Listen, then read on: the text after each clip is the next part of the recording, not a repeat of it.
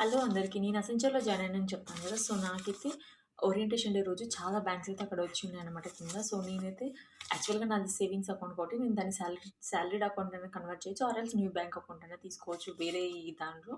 So, నేను ఐసీఐసీఐలో నేను new bank account తీసుకున్నాను. సో, నాకిది బెనిఫిట్ అయితదని. ఎందుకంటే నేను డైరెక్ట్‌గా సాలరీడ్ అకౌంట్ తీసుకుంటే నాకు ఇంకేం వర్క్ ఉండదు.